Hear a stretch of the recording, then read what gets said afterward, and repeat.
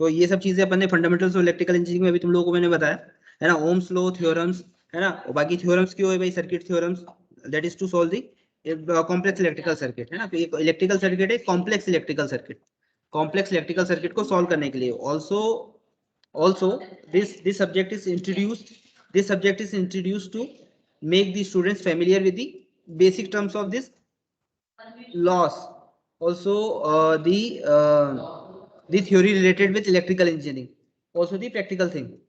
Also the subject gives the idea about the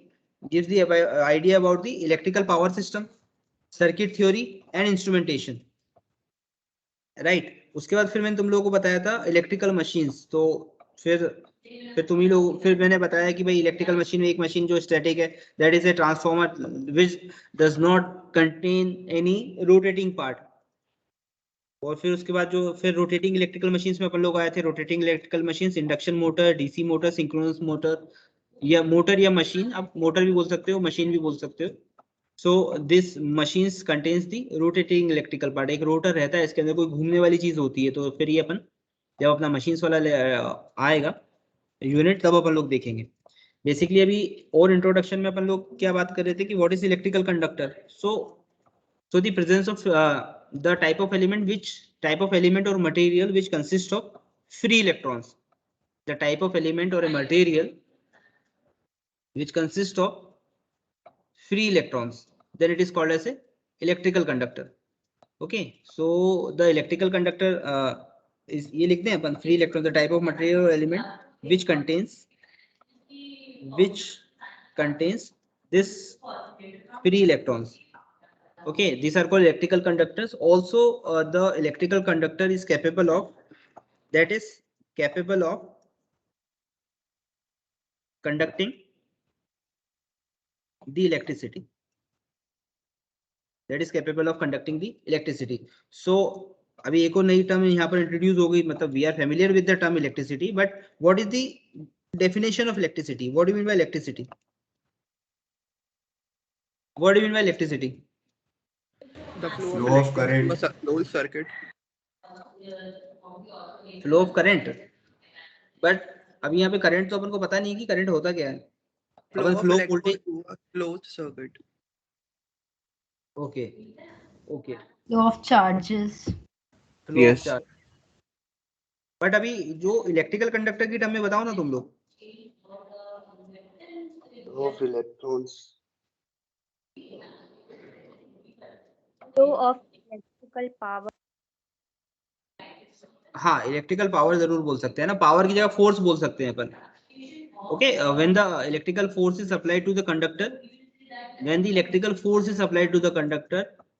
then these free electrons will move in order to form the closed loop. So this closed loop is termed as electrical circuit or network, and the phenomenon is called as electricity, or in other words the presence of electric field is called electricity. चलो लिखो इसको तुम लोग। when the electrical force is applied to the conductor, मैं लिख दूं, then the electrical force, अरे यार मेरा पेन खत्म हो गया, एक minute. when the electrical force is applied to the conductor, then the free electrons will move in order to form the closed loop. फटाफट लिखेंगे यार, है ना, closed loop. So this closed loop is termed as electrical network. This closed loop is termed as electrical network. NW लिखा है मैंने वहां पर, electrical network. This closed loop is termed as electrical network. So also this phenomenon is called electricity. Okay, in other words, the presence of electric field In other words, the presence of electric field is called electricity. एक diagram बना दो, लिख लेना, ये वाली बात है ना. In other words, the presence of electric field is called electricity. रहेगी सिंपल सा फ्लो ऑफ इलेक्ट्रॉन्स वाला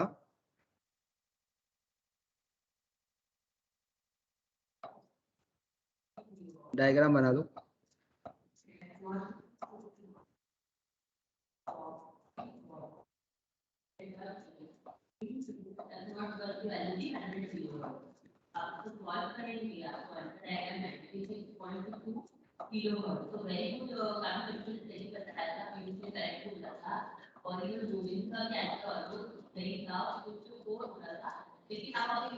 फ्री इलेक्ट्रॉन्स. ओके, और ये जो हो गया है, this is electrical potential. So what do you mean by electrical potential? अभी उससे पहले तो इलेक्ट्रिकल पोटेंशियल से पहले ये बताओ कि what is electromotive force. What is electromotive force?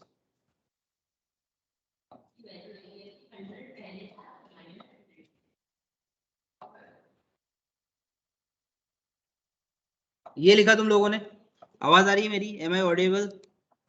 Yes sir. Okay, so what do you mean by electromotive force? What do you mean by electromotive force? Sir, the difference in potential which will give rise to electric current.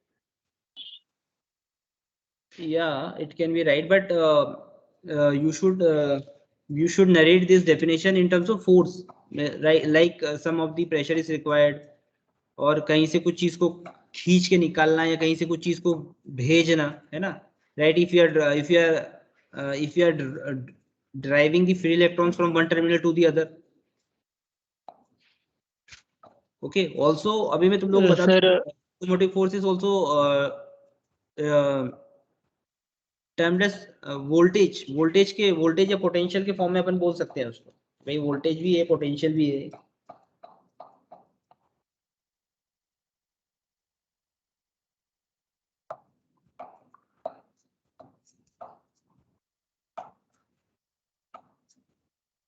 So what do you mean by electromotive force? So electromotive force, in electricity, the electrical pressure is required to drive the free electrons from one terminal to the other. Then this is called as electromotive force. लिखवा देता हूं मैं.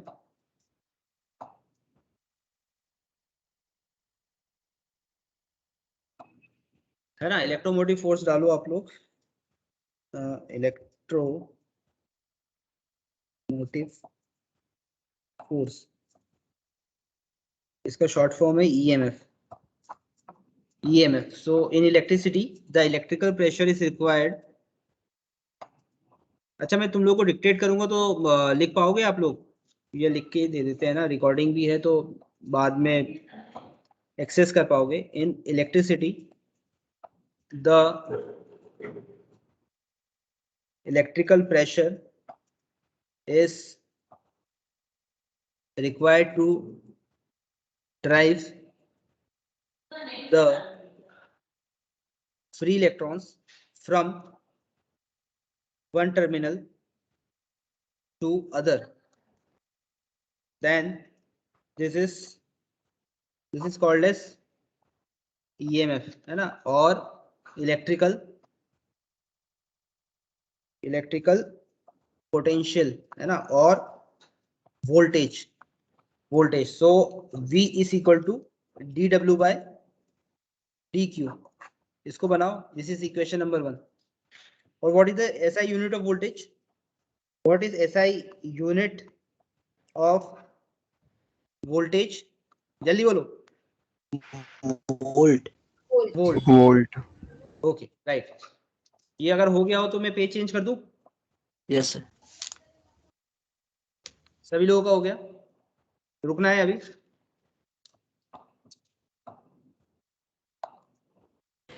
Just a minute. Okay, जब तक अपन दूसरी बात कर लेते हैं, है ना? देखो वोल्टेज वाली टर्म हो गई अपनी यहाँ पे, है ना? इलेक्ट्रिकल प्रेशर वेशर वाली बात होगी. अच्छा, सबसे इंपॉर्टेंट क्या है कि खैर जब मैं पावर बताऊंगा तुम लोगों को, जब अपन बात करेंगे उसके बारे में, है ना? इलेक्ट्रिकल पावर क्या होता है, ये भी आने ही वाला है. इलेक्ट्रिकल पावर अभी आने ही वाला है. एक अभी ये हो गया अपना वोल्टेज हो गया. वोल्टेज के बाद अपन लोग देखेंगे करंट. What is current? आगे बढ़ा दें?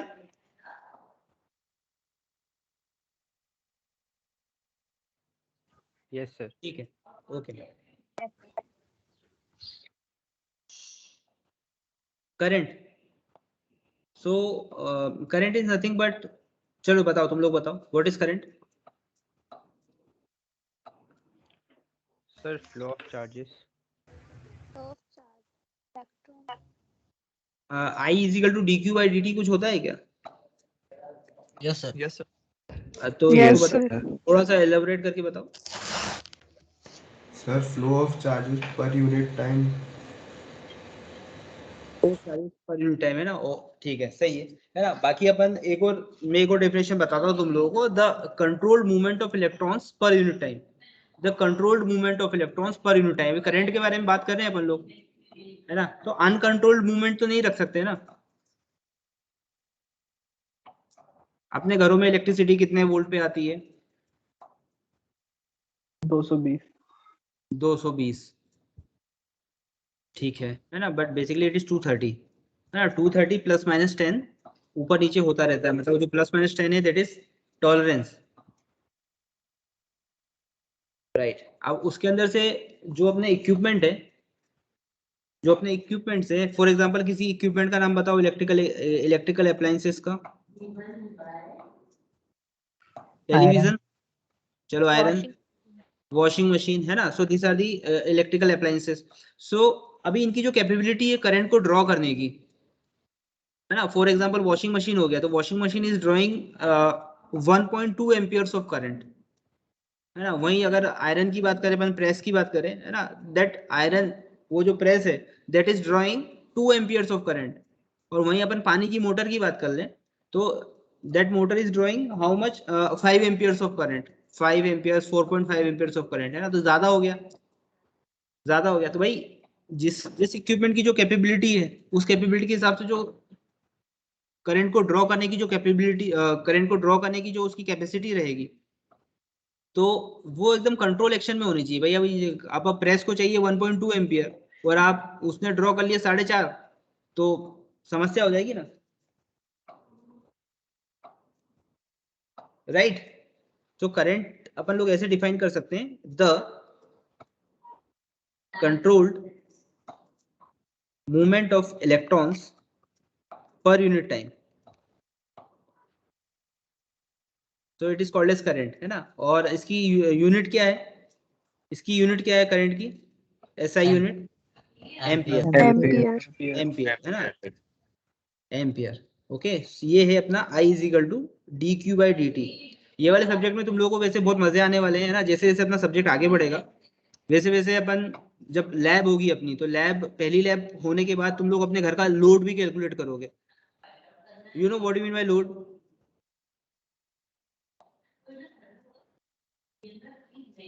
इसको इक्वेशन नंबर 2 दे देते हैं अपन। What do you mean by load?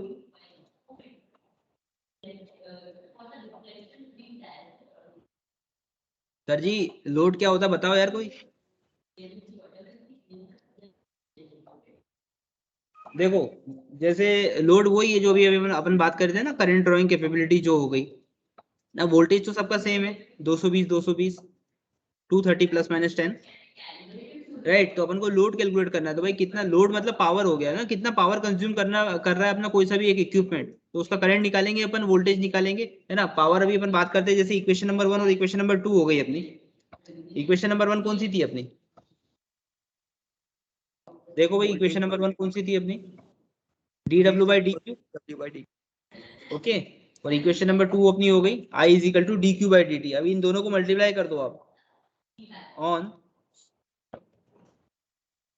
Multiplying equation 1 and 2, equation 1 and 2, तो V into I is equal to d डब्ल्यू by d q into d q by d t. काट दो इसको, d q by d Q से d q cut जाएगा, तो V into I is equal to d डब्ल्यू by d t. तो ये डी डब्ल्यू बाई डी टी क्या होता है? Power. So V into I is equal to P. This is equation number 3. And what is the unit of power? Unit of power, जल्दी। What? What, what, right. Unit of power is what, है ना। एक और unit है इसकी volt ampere, volt ampere, दोनों unit सही है ना। वोल्ट मतलब वोल्टेज हो गया, एम्पियर मतलब अपना करंट हो गया। तो basically power is nothing but it is defined as the product of electrical voltage and electrical current, and that is also that is always expressed in watts. Electrical power P in equation number 3, the electrical power P is nothing but it is defined as the product of electrical voltage and electrical current, and always it is expressed in watts. Okay, electrical power is also known as electromotive force, electromagnetic power, electromagnetic. See, we are having electromagnetic lines of forces. Okay, electromagnetic lines of forces. This electromagnetic lines of forces represents power. Bore तो नहीं हो रहे तुम लोग? पुराना ध्यान आ रहा है 12th क्लास का? Okay, so this electromagnetic lines of forces represents power. So अभी electromagnetic lines of forces को हम थोड़ा अलग अलग करेंगे. कैसे? This electro lines of forces means this electrical lines of forces. Electro means electrical lines of forces.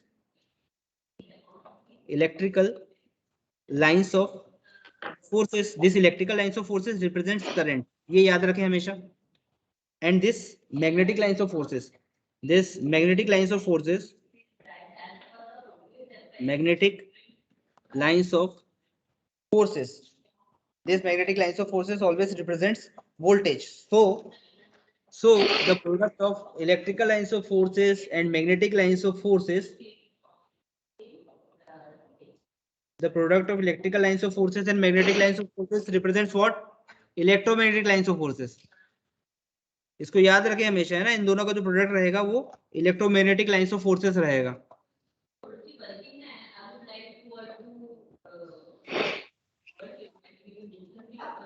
किसका mic चालू है प्लीज बंद कर दो यार, है थोड़ा सा डिस्टरबेंस हो रहा है। कोई बोलना चाहता है क्या कुछ?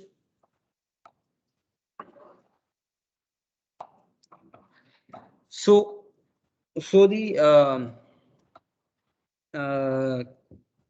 the product of electrical lines of forces and magnetic lines of forces represents electromagnetic lines of forces, that is equal to power. So electrical lines of forces is equal to current, magnetic lines of forces is equal to voltage. So voltage into current, that represents power. और उसकी जो SI units है that is watt. ये हो गया अपना। इतनी बात समझ में आई जितना मैंने बोला? तो ये अपना ओम्स लॉ और थ्योरम्स के हिसाब से थोड़ा थोड़ा मतलब अपना कंप्लीट हो गया। अभी बाकी अभी मेरे को ये बताओ आप लोग कि what do you mean by electrical power system? What do you mean by electrical power system? ये इलेक्ट्रिकल पावर सिस्टम के ऊपर अपन ने हाईलाइट करके रखा है ना। इलेक्ट्रिकल, पेन का कलर चेंज कर लेते हैं। What do you mean by electrical power system?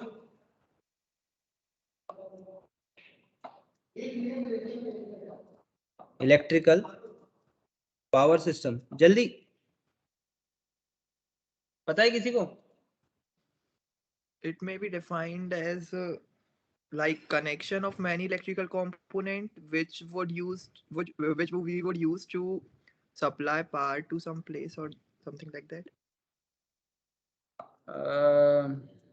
हाँ मतलब बोल सकते हैं अपन, आप ब्रॉड नेटवर्क बोल सकते हैं इसको, राइट। सही बोल रहे हैं आप, है ना। It can be a broad network. मतलब तुम्हारी डेफिनेशन के हिसाब से electrical power system is a broad network which describes the journey of electricity from its generation to utilization, है ना। जहाँ से उसकी इलेक्ट्रिसिटी का जनरेशन होगा और जहाँ पर अपन लोग यूटिलाइज कर लेते हैं, तो it can be a broad network, right, है ना। ये सही डेफिनेशन बन गई, आज नई डेफिनेशन बनी। सो अभी जनरेशन का इंग्लिश मीनिंग तो पता होगा ना, टू यूटिलाइजेशन। यूटिलाइजेशन का भी इंग्लिश मीनिंग तो मालूम होगा ना, मालूम है? Yes, sir. Okay, Yes, sir. करेंगे अपन इसके बारे में भी बात, है ना। अब जनरेशन से यूटिलाइजेशन तक 2-3 स्टेप्स और हैं बीच के अंदर। है ना। अभी देखो जनरेशन के बाद होता है, यहीं पे बना देता हूँ, जनरेशन के बाद होता है ट्रांसमिशन, ट्रांसमिशन के बाद होता है डिस्ट्रीब्यूशन, और डिस्ट्रीब्यूशन के बाद होता है यूटिलाइजेशन।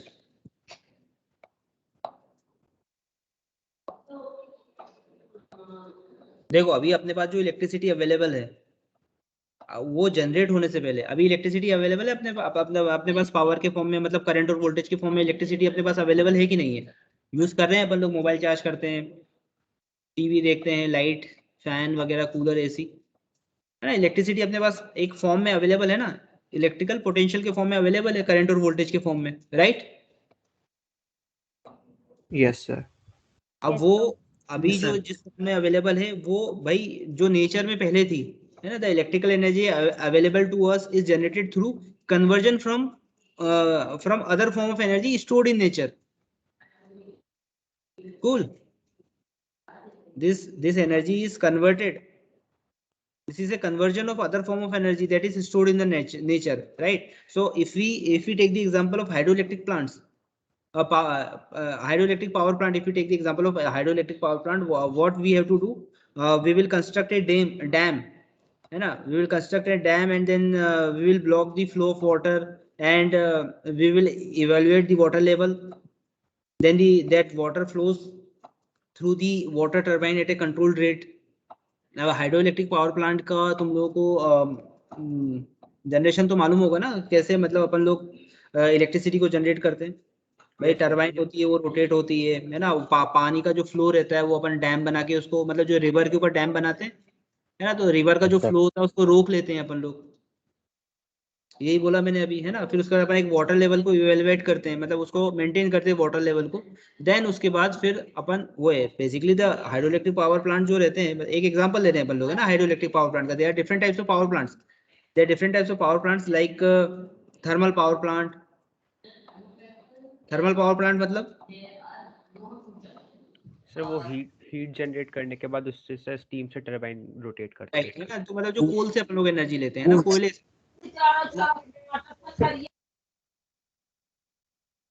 कोल से अपन लोग एनर्जी लेते हैं, राइट। तो वो थर्मल पावर प्लांट हो गया अपना, एक ही हो गया हाइड्रो हो गया, और अपना सोलर पावर प्लांट्स भी है अपने पास में। लिखते हैं अपन ये वाली चीजें, है ना, कौन कौन से है अपने पास में। हाइड्रो पावर प्लांट, अपन ऐसे एग्जांपल लेंगे जो तुम लोगों ने देखे होंगे, ठीक, तो उसे समझने में ज्यादा आसानी रहेगी। हाइड्रो पावर प्लांट हो गया अपना, थर्मल हो गया। थर्मल पावर प्लांट मतलब the energy we are taking in the form of coal, जो इनपुट एनर्जी है वो कोल के फॉर्म में हो गया। हाइड्रो में पानी हो गया, और उसके बाद जो विंड होता है अपना, विंड को अपन टाइडल भी बोलते हैं, टाइडल पावर प्लांट। ओके, देखा होगा तुम लोगों ने विंड मिल वगैरह, यस सर। है ना।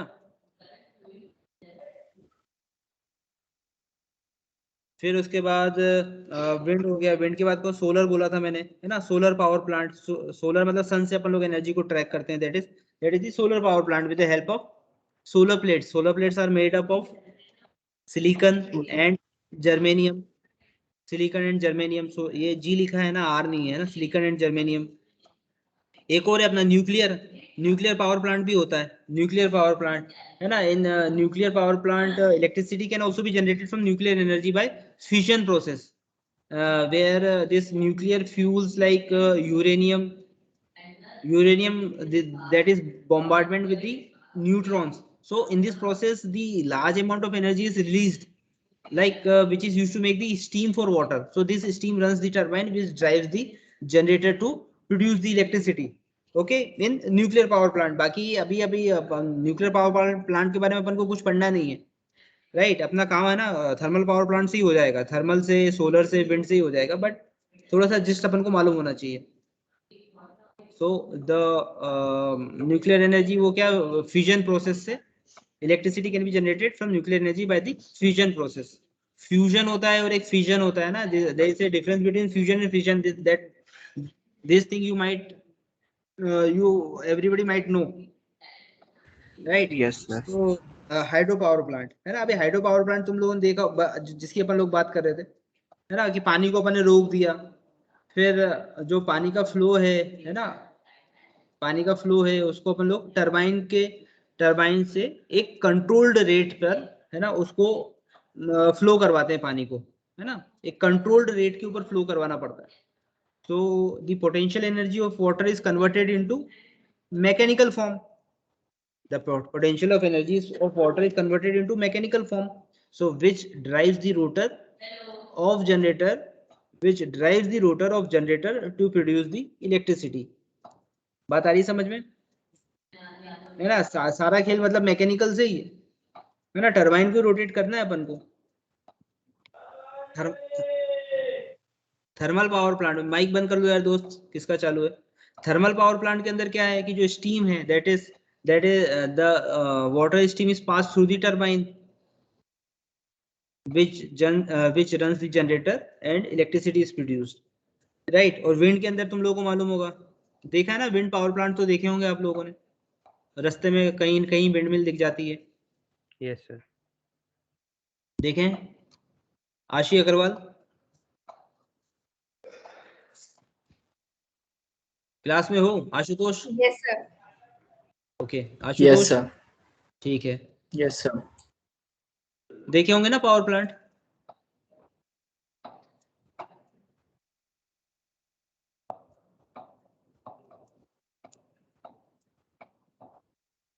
ये कौन है यार. चलो ठीक है. तो ये तो हो गया भाई, अपना जनरेशन वाली बात हो गई, है ना. अब उसके बाद जनरेशन के बाद क्या होता है, ट्रांसमिशन. सेकंड पॉइंट देखो, ट्रांसमिशन. इलेक्ट्रिकल पावर सिस्टम की बात कर रहे हैं अपन लोग. So second point is transmission. तो ट्रांसमिशन में क्या भाई, the generated electricity is transmitted through transmission lines और केबल्स. अभी यहाँ से जो इलेक्ट्रिसिटी अपने जनरेट करी है उसको ट्रांसमिशन तो करना पड़ेगा ना, कि भाई पावर प्लांट अपने घर के पास तो लगा नहीं होता है.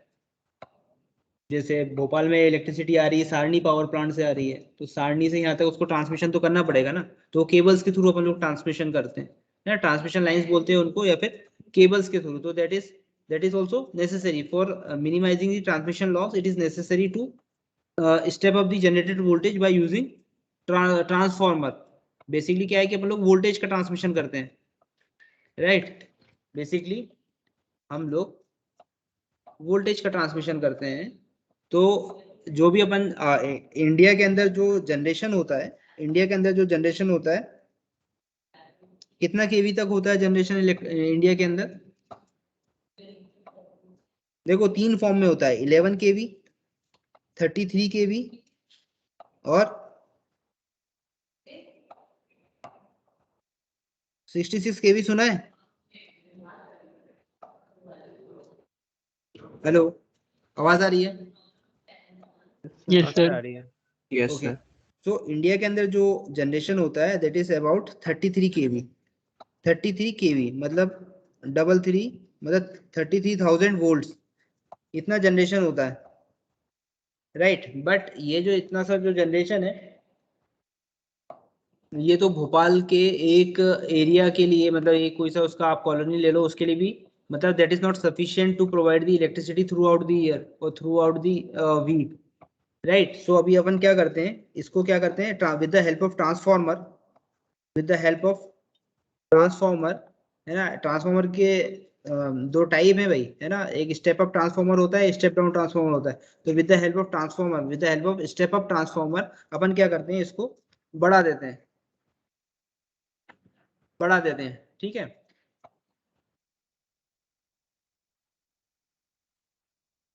जनरेशन तो हो गया इतना, है ना. सॉरी, ट्रांसमिशन तो जनरेशन इतना हो गया. ट्रांसमिशन अपन को थोड़ा कम करना पड़ता है. तो सेकंड इनपुट साइड पर, और जैसे जहां पर जनरेशन होगा वहां पर अगर अपन ने ट्रांसफॉर्मर लगाया तो that is the input side. और उसके बाद जो रिसीवर होगा, जो रिसीविंग एंड होगा that is the output side. तो रिसीविंग एंड अपना क्या हो जाता है, receiving end is our sub station. Receiving end is our sub station. तो सब स्टेशन के ऊपर अपन लोग इस वोल्टेज को रिसीव करेंगे. 33 केवी जनरेट हुआ, बट अपन लोग ट्रांसमिशन कर रहे हैं 11 केवी का ट्रांसमिशन कर रहे हैं, या 440. अब देखो 11 केवी का ट्रांसमिशन कर रहे हैं, लेकिन सब स्टेशन पे ये रिसीव होगा. अपने जो घरों में कितना आ रहा है, 230 230 आ रहा है अपने घरों में, आ रहा है 230। अब ये देखो ये जो k लिखा हुआ है यहाँ पे 1000 है ना, और 230 तो that is a much lower value है ना। तो अब इस वोल्टेज को अपन को कम तो करना ही पड़ेगा, तो अपन with the help of step down transformer, with the help of step down transformer with the help of step down transformer अपन लोग इसको कम कर सकते हैं, राइट। अब जैसे कम किया तो अपने घर के आसपास आप लोगों ने देखा होगा कि आपने 440 वोल्ट तो सुना ही होगा कि भाई घर के आसपास जो कॉलोनी है जहाँ पर एक डिस्ट्रीब्यूशन ट्रांसफॉर्मर लगा हुआ है ना, डीपी बोलते हैं जिसको अपन लोग, दैट इज डिस्ट्रीब्यूशन ट्रांसफॉर्मर है ना, वहां पर 440 वोल्ट आता है, राइट। और फिर 440 से वो that distribution transformer is basically it is a step down transformer, वो स्टेप डाउन करके 230 वोल्ट अपने घरों में भेज देता है। तो this is the process of transmission. Generation होने के बाद केबल्स के थ्रू अपन लोग किलोस में ट्रांसमिशन करते हैं, किलो वोल्ट्स में ट्रांसमिशन करते हैं, देन वो किलो वोल्ट्स में जो transmission that is the sending end, और रिसीविंग एंड जो हो गया अपने दैट इज द सबस्टेशन पे रिसीव होने के बाद 440 volt we will transmit this 440 volt to our household, मतलब अपने घरों में अपन लोग को ट्रांसमिशन करना है, और that is with the help of distribution transformer, that is basically step down transformer, right. अब तो यहाँ पे स्टेप डाउन ट्रांसफॉर्मर जो काम कर रहा है वो काम कर रहा है डिस्ट्रीब्यूशन का काम कर रहा है। Okay, the transmission voltage is reduced at a load and as per the requirements of the consumers. For this purpose, step down transformers are used. Okay, the transmission voltage is reduced at the load end as per the requirement of the consumers. भाई किसी के घर में single phase है, किसी घर में 3 phase है, ओके, सिंगल फेज हो या 3 फेज हो, बट अपन जो कंज्यूमर से अपने जो इक्विपमेंट से वो जितना करंट ड्रॉ करेंगे उस हिसाब से अपन को एनर्जी चाहिए होती है, राइट। तो वो एनर्जी को क्या है, वो एनर्जी को ये जो 440 वोल्ट जो आ रहा है सब स्टेशन से, और सब स्टेशन पे जो केस में आ रहा है, किलोज में आ रहा है, 33 केवी 11 केवी की जो लाइंस आ रही है सब स्टेशन के ऊपर, उसको रिड्यूस करना पड़ेगा। तो रिड्यूस क्यों करना पड़ेगा भाई, क्योंकि उसको अपन को डिस्ट्रीब्यूट करना है। डिस्ट्रीब्यूट रिड्यूसिंग फॉर्म में इसलिए करना है because our equipments are not capable to withstand that much amount of load. So the transmission voltage is reduced at a load and as per the requirements of the consumers. For this purpose, step down transformers are used. Right? और उसके बाद utilisation में क्या है, utilisation ऊपर देखो, utilisation में क्या है, electrical energy is never used in its original form, right. It must be again converted into the conventional energy. So electrical energy is utilized in the form of, यहाँ पे लिख देता हूँ यूटिलाइजेशन का क्या है, इलेक्ट्रिकल एनर्जी भाई अपनी ओरिजिनल फॉर्म भाई उसको करंट के फॉर्म में थोड़ी ना यूज कर लेंगे अपन लोग, उसको अपन को कन्वर्ट करना पड़ेगा। तो वो कैसे, डिफरेंट काइंड्स ऑफ, मतलब we can run different kinds of motors to run different Motors.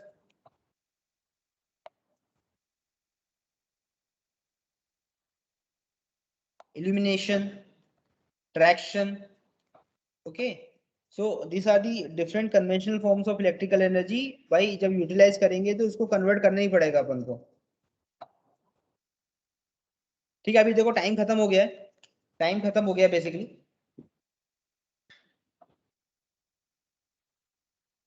आज की क्लास में किसी को कोई डाउट, किसी को कुछ पूछना है?